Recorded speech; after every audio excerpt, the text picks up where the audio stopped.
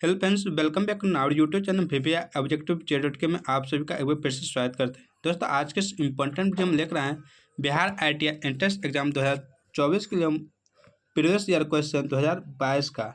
दोस्तों, 2022 में जितने भी क्वेश्चन सामान्य विज्ञान के पूछे गए दोस्तों, उस पर हम आज डिस्कस करने वाले हैं।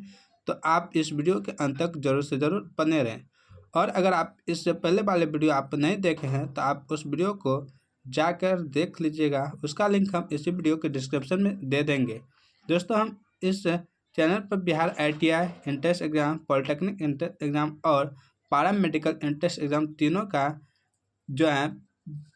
जो प्रीवियस ईयर क्वेश्चन है दोस्तों, उसको डिस्कस करते हैं। तो आप अगर तैयारी करना चाहते हैं इन तीनों में किसी का भी, तो आप हमारे चैनल से ज़रूर जुड़ जाएं और हमारे चैनल को सब्सक्राइब कर लें ताकि और बेल आइकन को दबाना ना भूलें, ताकि हम जब भी कोई वीडियो अपलोड करें सबसे पहले आपके नोटिफिकेशन जरूर से जरूर जाए। तो दोस्तों, उम्मीद करते हैं आप यह कर लीजिएगा। चलते हैं दोस्तों अपने टॉपिक और इस वीडियो का पहला क्वेश्चन यहाँ पे दिया हुआ है कि साबुन के जलीय घोल क्या होता है? उदाहरण बी क्षारीय, सी अम्लीय और डी सभी। तो जो दोस्तों साबुन जो है दोस्तों, यह साबुन के जो जलीय घोल होता है दोस्तों, यह क्षारीय होता है। इसका ऑप्शन नंबर बी बिल्कुल राइट आंसर का। नेक्स्ट क्वेश्चन यहाँ पे दिया है दोस्तों कि पोलियो किसके कारण होता है? ए विषाणु के कारण, बी जीवाणु के कारण, सी कवक के कारण और डी कृमि के कारण। तो पोलियो जो रोग होता है दोस्तों, ये किसके कारण होता है? तो दोस्तों पोलियो रोग विषाणु के कारण होता है। इसका ऑप्शन नंबर ए बिल्कुल राइट आंसर का। दोस्तों, यह तंत्रिका तंत्र को प्रभावित करता है। कौन सा? तो पोलियो रोग यह तंत्रिका तंत्र को प्रभावित करता है। चलते हैं नेक्स्ट क्वेश्चन को। नेक्स्ट क्वेश्चन यहाँ पे दिया हुआ है कि ऑक्सीजन किस समूह में आता है? ए समूह 16, बी समूह 17, सी समूह 18 और डी समूह 14। तो दोस्तों ऑक्सीजन जो है दोस्तों, ये किस समूह के अंतर्गत आते हैं? तो समूह 16 के अंतर्गत आते हैं। इसका ऑप्शन नंबर ए बिल्कुल राइट आंसर का। दोस्तों, ऑक्सीजन आधुनिक आवर्तसारणी के वर्ग 16 के अंतर्गत आता है। और दोस्तों ऑक्सीजन की जो खोज क्या है दोस्तों, वह सीले ने किया है। ऑक्सीजन का खोज सीले ने किया है। यह मोस्ट इम्पोर्टेंट क्वेश्चन हो गया कि ऑक्सीजन का खोज किसने किया है? सीले ने। दोस्तों उसके बाद चलते हैं नेक्स्ट क्वेश्चन को। नेक्स्ट क्वेश्चन यहाँ पे दिया हुआ है कि निम्नलिखित में से कौन सा नवीकरणीय ऊर्जा का एक स्रोत है? ए पवन ऊर्जा, बी कोयला, सी पेट्रोलियम और डी प्राकृतिक गैस। नवीकरणीय मतलब दोस्तों जो एक बार समाप्त हो जाए फिर उसे हम प्राप्त कर सकते हैं, यानी कि पुनः प्राप्त कर तो सकते हैं, उसे नवीकरणीय ऊर्जा कहते हैं। तो इनमें पवन ऊर्जा है ए, बी में कोयला। दोस्तों कोयला जो है ख़त्म हो जाता है तो फिर इसे हम जल्दी प्राप्त नहीं करते हैं, सालों लाखों वर्ष लग जाते हैं। उसके बाद पेट्रोलियम भी वही है। उसके बाद प्राकृतिक गैस यहाँ पे दोस्तों है। तो दोस्तों इसका जो राइट आंसर होगा दोस्तों वो होगा पवन ऊर्जा। दोस्तों इससे हम बराबर प्राप्त कर सकते हैं। इसका ऑप्शन ए बिल्कुल राइट आंसर है।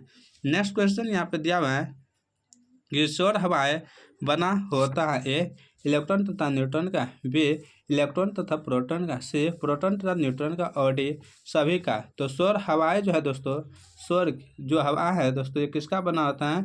तो ये दोस्तों बना होता है इलेक्ट्रॉन तथा प्रोटॉन का। इसका ऑप्शन नंबर बी बिल्कुल राइट आंसर का। चलते दोस्तों नेक्स्ट क्वेश्चन की ओर। नेक्स्ट क्वेश्चन यहाँ पे दिया है कि ओजोन के क्षय के कारण होता है? ए H2SO4, बी CO2, सी CFC और डी N2O। तो दोस्तों ओजोन के जो क्षय का कारण है दोस्तों वो है CFC। इसका ऑप्शन नंबर सी बिल्कुल राइट आंसर का। दोस्तों क्या होगा? CFC। इसका फुल फॉर्म होता है क्लोरोफ्लोरोकार्बन। क्या होता है दोस्तों? क्लोरोफ्लोरोकार्बन। तो इसका फुल फॉर्म यही होता है। चलते दोस्तों नेक्स्ट क्वेश्चन की ओर।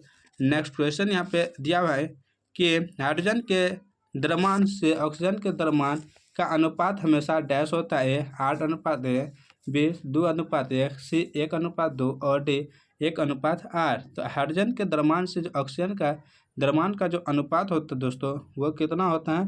तो होता है 1:8। इसका ऑप्शन नंबर डी बिल्कुल राइट आंसर का। दोस्तों 1:8 होता है। चलते हैं नेक्स्ट क्वेश्चन को दोस्तों। नेक्स्ट क्वेश्चन यहाँ पे दिया हुआ है। नेक्स्ट क्वेश्चन यहाँ पे दिया हुआ है दोस्तों कि 18 वोल्ट के विभवांतर वाले दो बिंदुओं के बीच 4 कूलम आवेश ले जाने के लिए किए गए कार्य की मात्रा होती है? ए 4.5 जूल, बी 24 जूल, सी 72 जूल और डी 7.2 जूल। तो दोस्तों हमें सबसे पहले दिया है विभवांतर यानी 18 वोल्ट, कितना 18 वोल्ट विभवांतर दिया हुआ है। उसके बाद दिया हुआ है बीच के आवेश, आवेश दिया हुआ है 4 कूलम और हमें कार पूछ रहे हैं। दोस्तों कार बराबर होता है, आपको पता होगा सूत्र, भी बराबर होता है W/Q। क्या होता है? भी बराबर होता है W/Q।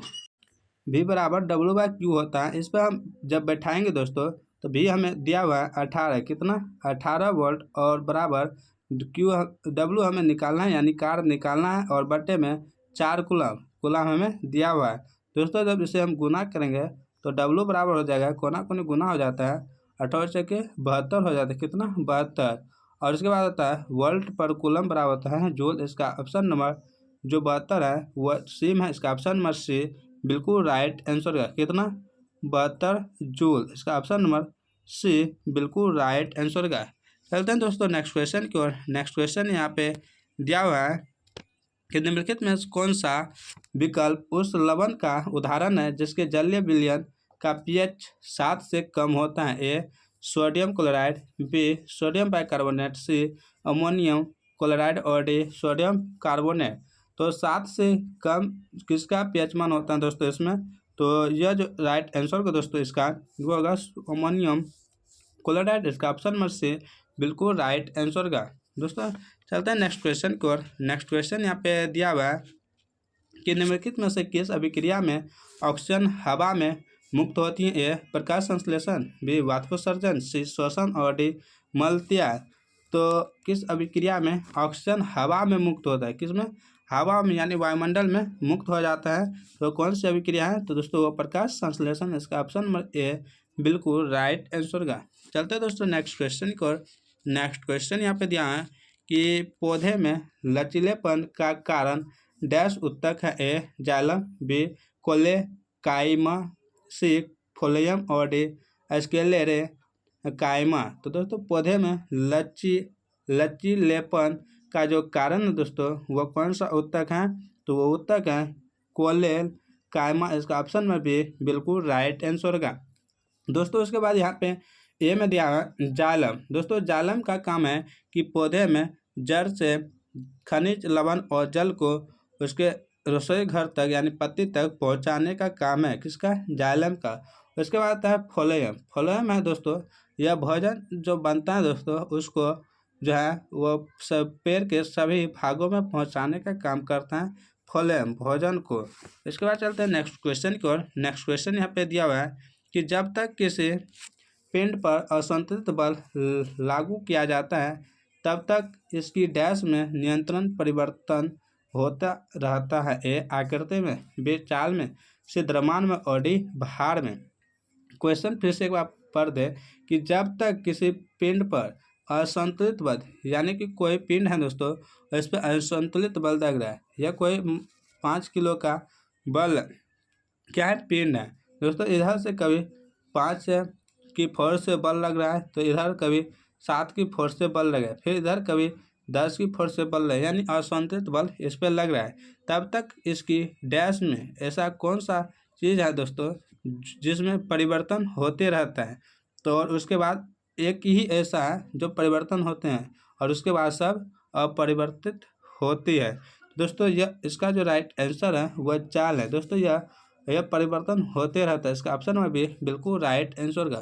दोस्तों भार 5 kg का 5 kg रहेगा, द्रव्यमान इसका वही रहेगा, आकृति ये जैसा है त्रिभुज का रहेगा त्रिभुजीय रहेगा, आयत रहेगा तो आयतीय रहेगा, लेकिन चाल जो है दोस्तों वो बढ़ते रहेगा।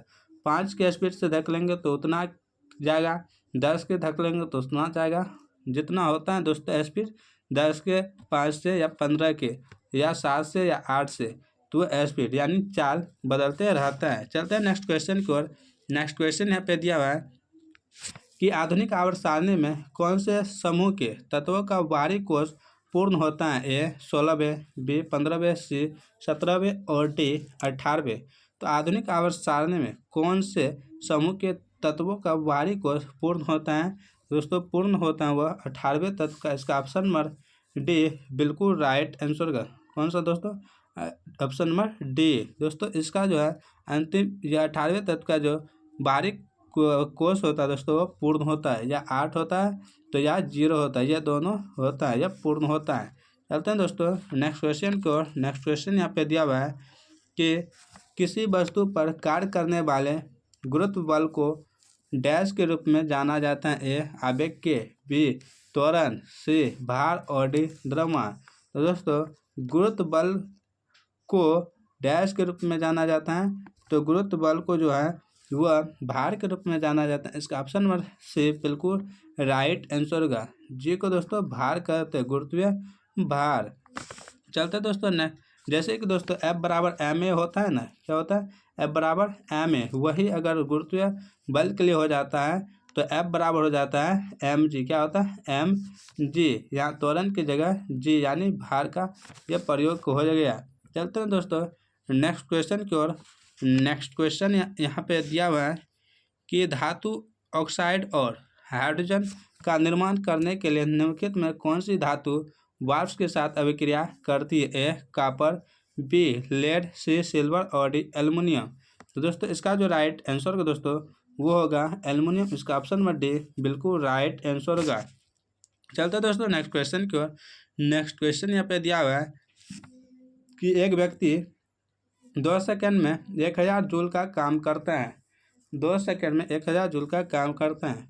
इसके द्वारा खर्च की गई ऊर्जा डैश थी। ए 1000 वाट, बी 50 वाट, सी 25 वाट और डी 500 वाट।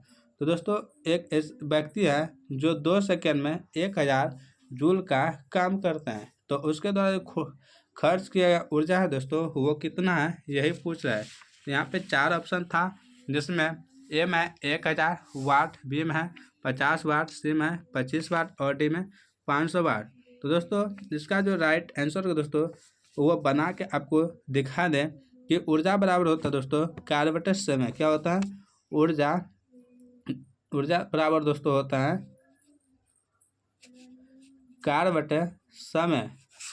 दोस्तों क्या होता है ऊर्जा बराबर कार्य बटे समय होता है। दोस्तों हमें कार्य दिया हुआ है 1000 जूल, कितना 1000 जूल 2 सेकंड में, कितना 2 सेकंड में। जब इसको हम काटेंगे दोस्तों तो जब 500 वाट हो जाएगा, तो इसका ऑप्शन नंबर जो है वो कौन सा है, डी। इसका ऑप्शन नंबर डी बिल्कुल राइट आंसर है। दोस्तों चलते हैं नेक्स्ट क्वेश्चन की ओर।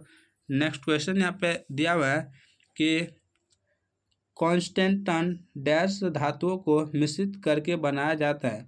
कॉन्स्टेंटन दोस्तों ए Cu और Ni यानी कॉपर और nickel, B nickel, tin, Fe लोहा और chromium, C Ni nickel, chromium, manganese और लोहा, डी कॉपर, निकेल और मैंगनीज। तो इनमें कौन सा ऐसा धातु है दोस्तों जिसको मिलाने पर यह बनता है। तो दोस्तों इसका जो राइट आंसर है दोस्तों वो है Cu और निकेल। Cu यानी कॉपर और निकेल। इसका ऑप्शन नंबर ए बिल्कुल राइट आंसर है। नेक्स्ट क्वेश्चन की ओर चलो दोस्तों। नेक्स्ट क्वेश्चन यहाँ पे दिया हुआ है दोस्तों, आधुनिक आवर्त सारणी के 18वें समूह में कितने तत्व मौजूद है। तो आधुनिक आवर्त सारणी के 18वें समूह में जो तत्व मौजूद हैं दोस्तों वो कितने हैं दोस्तों 7 हैं। इसका ऑप्शन नंबर ए बिल्कुल राइट आंसर होगा। नेक्स्ट क्वेश्चन यहाँ पे दिया हुआ है कि धातुओं की विद्युत प्रतिरोधकता का सही क्रम चुनें। ए जी सबसे बड़ा, डब्ल्यू उससे छोटा और Ni उससे छोटा, Hg उससे छोटा। यानी चांदी सबसे ज़्यादा, तब टंगस्टन, उसके बाद निकेल, उसके बाद Hg पारा, उसके बाद फिर यहाँ पे Ag सबसे बड़ा, डब्ल्यू उसके बाद छोटा और Hg उससे छोटा और निकेल सबसे छोटा। फिर Ag सबसे बड़ा, निकेल उससे छोटा, Hg उससे छोटा और डब्ल्यू भी सबसे छोटा। डी में Hg बड़ा, निकेल उससे छोटा और टंगस्टन उससे छोटा और Ag चांदी उससे भी छोटा। तो इसमें कौन सा इसका राइट आंसर है, तो वह है ऑप्शन नंबर डी बिल्कुल राइट आंसर है। चलते हैं दोस्तों नेक्स्ट क्वेश्चन की ओर। नेक्स्ट क्वेश्चन यहाँ पे दिया हुआ है, लेंस बनाने के लिए निम्नलिखित में से किसका उपयोग नहीं होता है? ए मिट्टी, बी प्लास्टिक, सी पानी और डी कांच। तो लेंस बनाने के लिए दोस्तों इनमें से किनका उपयोग नहीं होता है? तो मिट्टी का। इसका ऑप्शन नंबर ए बिल्कुल राइट आंसर का। नेक्स्ट क्वेश्चन यहाँ पे फिर दिया हुआ है कि किसी परमाणु का उप परमाणु कण नहीं है? A xenon, B electron, C proton और डी न्यूट्रॉन। तो इसका जो राइट आंसर है दोस्तों वो है जिनॉन। इसका ऑप्शन नंबर ए बिल्कुल राइट आंसर है। नेक्स्ट क्वेश्चन यहाँ पे दिया हुआ है कि 21 परीक्षणों यानी सभी भिन्न का माध्य 40 है। यदि माध्यिका का मान 21 बढ़ा दिया जाए तो परीक्षणों का मान बढ़ जाता है। तो परीक्षणों का माध्य होगा दोस्तों ए 50, बी 45, सी 30 और डी 50.5। तो दोस्तों इसका जो राइट आंसर होगा वो होगा कितना? 50। इसका ऑप्शन नंबर ए बिल्कुल राइट आंसर होगा। चलते दोस्तों नेक्स्ट क्वेश्चन की ओर। नेक्स्ट क्वेश्चन यहाँ पे दिया हुआ है कि जब एक गिलास पर रखे गए कार्ड को उंगली से ढका दिया जाता है तो उस पर रखा सिक्का गिलास में गिर जाता है। यह कथन किस नियम को व्याख्यायित करता है? ए न्यूटन का गति विस्मयक तीसरा नियम, बी संवेग संरक्षण का सिद्धांत, सी ऊर्जा संरक्षण का सिद्धांत और डी जड़त्व का नियम। तो दोस्तों यह जो नियम है जो जड़त्व का नियम प्रदर्शित करता है, व्याख्यायित करता है, इसका ऑप्शन नंबर डी बिल्कुल राइट आंसर होगा। दोस्तों जड़त्व का नियम कहता है कि जैसे कोई वस्तु यहाँ पे रखा है इसकी वजह से, इसका उदाहरण आपको हम बताते हैं, बहुत ही सुंदर उदाहरण है। जैसे एक गद्दा है यहाँ पे, उसको हम जब लाठी से मारते हैं तो थोड़ा सा टसकता है, लेकिन उससे जो निकलता है धूलकण वही क्या होता है, यह क्या होता है, स्थिर रहता है। लेकिन इस पर जब चोट लगता है इससे गर्दा निकलता है। यही स्थिर जड़त्व का नियम है।